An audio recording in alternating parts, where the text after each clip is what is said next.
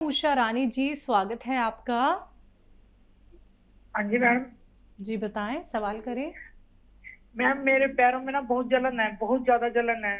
और 4-5 साल से मेरे को शुगर भी है। उम्र कितनी है आपकी? उम्र 52। अच्छा देखिए, डायबिटीज़ के लोगों को पैरों में अक्सर जलन होती है। डायबिटीज़ कंट्रोल करना तो अनिवार्य है, उसके बगैर आदमी जी नहीं सकता। और ये कभी जलन अगर ज़्यादा हो तो ये डायबिटीज़ की वजह से नहीं, बल्कि कमर में नर्व दब जाती हैं जो पैरों तक जा रही हैं, उसकी वजह से जलन होती है। तो डायबिटीज़ का तो आप दवा लेते हैं, फिर ये जलन क्यों है? तो कमर में नर्व दबी हुई है, इसकी वजह से किसी के पैर सुन्न होते हैं, किसी को दर्द होता है, किसी का खिंचाव होता है, और ये 2-3 कैफियत होती है। तो एक तो वेस्टर्न टॉयलेट यूज़ किया करें आप, कुर्सी वाला शौचालय, और गोंद सिया आधा ग्राम 2 बार खाने के बाद आप ले सकते हैं पानी या दूध से।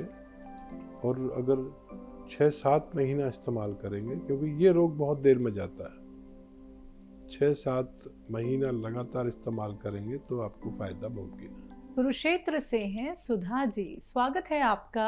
डॉक्टर जो है ना, वो मैं तकरीबन जो है ना वो सिंधा नमक ही यूज करती हूँ। टाटा नमक आ रहा था, मैंने सब बंद करा दिया घर में। और देसी घी या सरसों का तेल, देसी घी भी घर का जो निकलता है प्योर वाला वो, या सरसों का तेल। तो डॉक्टरों ने कहना शुरू कर दिया कि नहीं, एक जैसा नमक नहीं खाना चाहिए, सिंधा नमक नुकसान देता है, पथरी कर देता है, और जो है ना ये इस्तेमाल करते हैं। हमारे घर में तो पहले देखते मोटा नमक आता था, और फिर हम वो चक्की में पिसवाते थे। पहले उसमें मामजिस्ते में कुटवा लेते थे, फिर चक्की में पीसते थे। इकट्ठा जाता था, 1-1 मन 2-2 मन इकट्ठा करवा के रखवा लेते थे सर्वेंट से। ये बताइए क्या ये बात कहाँ तक सही है? और दूसरा सवाल ये है, कलौंजी का नमक और जैतून का नमक दोनों ही बेहतर है। कलौंजी का नमक का बताते हैं कि सिवाय मौत के किसी और चीज का इलाज नहीं है, सब चीज का इलाज है सिवाय मौत के। तो सर जैसे वेट के लिए आजकल आप जैतूनी नमक ज्यादा बताते हैं, तो कलौंजी का नमक भी लें तो वही फायदा करेगा? ठीक है, या कुछ जैतूनी नमक में खास बात है? ठीक है मैम। देखिए, जब हमें कोई चीज़ इंट्रोड्यूस करनी होती है तो हमें पुरानी चीज़ की बुराई करनी पड़ती है। आपने देखा होगा वो दौर, मैंने भी देखा अपनी आंखों से, कि पंसारी की दुकान के बाहर बोरी रखी रहती थी, पूरी गौनी नमक की, बगैर पिसे नमक की, और वही इस्तेमाल होता था।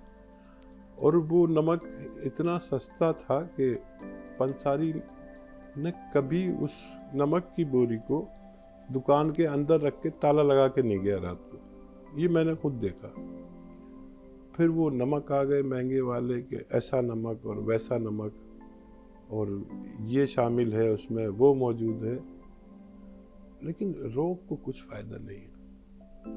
नमक आप नॉर्मल यूज़ कर सकते हैं, और कोई कहता है आयोडीन वाला नमक, तो कोई, तो फिर हम जब तक इस नमक की जो पहले से बिकता है बुराई नहीं करेंगे तो इसको हमें लेगा कौन? लेकिन नमक में बिल्कुल बुराई नहीं है, आप इस्तेमाल कर सकते हैं। ये और बात है कि आप कोई स्टैंडर्ड नमक इस्तेमाल करें, लेकिन ये नमक भी अच्छे होते हैं।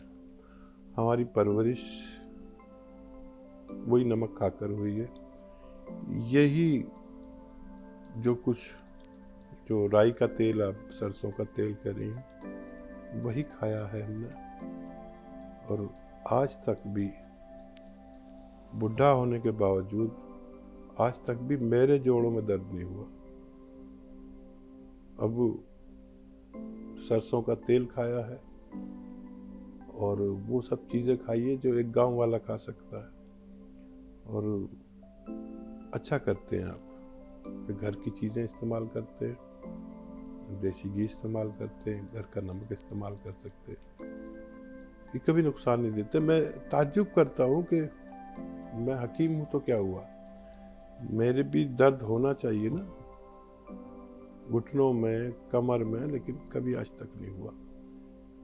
ये प्राकृतिक चीज़ें और ऐसी चीज़ें जो गांव में असली पाई जाती हैं, और मुझे पता है कि आप भी असली चीज़ों की शौकीन हैं। बिल्कुल।